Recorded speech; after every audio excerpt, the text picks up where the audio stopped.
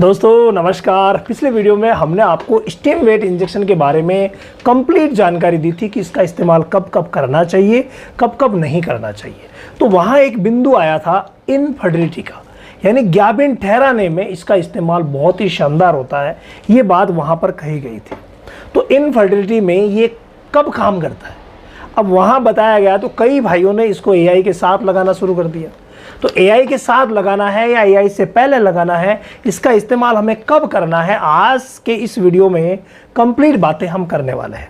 देखिए, इस इंजेक्शन की अगर हम बात करें तो ये एक मल्टी मिनरल इंजेक्शन है। आपको पता है 4 मिनरल इसके अंदर होते हैं, जिनमें जिंक भी है, मैग्नीज भी है, सेलेनियम भी है और कॉपर भी है। ये चारों जो मिनरल है ये गाय भैंस को कंसीव कराने में, यानी बच्चेदानी को प्रॉपर वर्क करने में बहुत ज़्यादा मदद करते हैं। अब ये इतनी ज़्यादा मदद करते हैं तो इनकी मदद हमें लेनी कब चाहिए। देखिए, हमें चाहिए बच्चेदानी की ग्रोथ और कंसीव रेट अच्छी चाहिए, और नो डाउट ये चारों मिनरल देंगे। लेकिन इसका इस्तेमाल अगर एआई के साथ किया जाता है तो विशेष रिजल्ट नहीं पाया गया है। एआई के साथ ये कई प्रकार के कॉम्प्लिकेशन भी कर देता है, क्योंकि ये टॉक्सिसिटी भी करता है कई बार। तो जब टॉक्सिसिटी हो जाती है या किसी भी प्रकार की छोटी मोटी कॉम्प्लिकेशंस हो जाती है तो भाई फिर ज्ञाबिन ठहरती नहीं है। क्यों? क्योंकि वहाँ पशु स्ट्रेस में आ जाता है, हमारी गाय भैंस स्ट्रेस में आ जाती है, और स्ट्रेस यानी तनाव अगर होगा तो वो भी प्रेगनेंसी को ठहरने नहीं देता है। इसीलिए जहाँ तक हो सके इसका इस्तेमाल एआई करने से 10 दिन पहले होना चाहिए। अब आप कहोगे साहब 10 दिन पहले का हमें पता कैसे चलेगा? बिल्कुल नहीं चलेगा।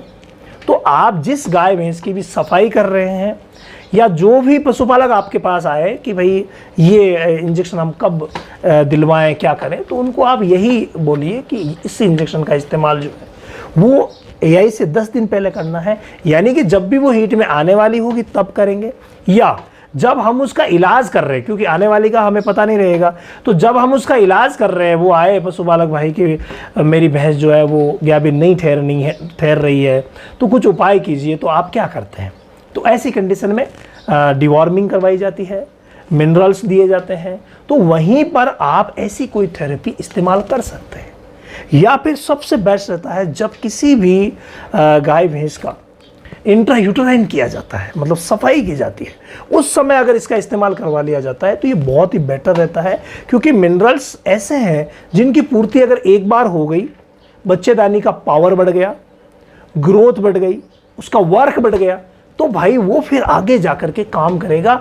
ना कि हम एआई करवाते वक्त करते हैं भाई कंसीव कितनी देर में होगी, कंसीव होगी 24 घंटे, 36 घंटे या 48 घंटे में कंसीव हो जाएगी, ठीक है। तो उस समय तक ये कब मिनरल जाएंगे और कब काम करेंगे ये तय नहीं हो पाता है। इसीलिए एआई के साथ इसका रिजल्ट कम है, ये मैं अपना एक्सपीरियंस बता रहा हूँ। एआई के साथ इसका रिजल्ट कम है। इसका रिजल्ट अगर एआई से पहले लगाया जाए, यानी कि पहली हीट जो भी आप मिस कर रहे हैं, कई बार एक हीट हम मिस करते हैं ना कि यार चलो इस हीट में नहीं लगाएंगे, तो वहाँ इस इंजेक्शन का इस्तेमाल कर लेते हैं।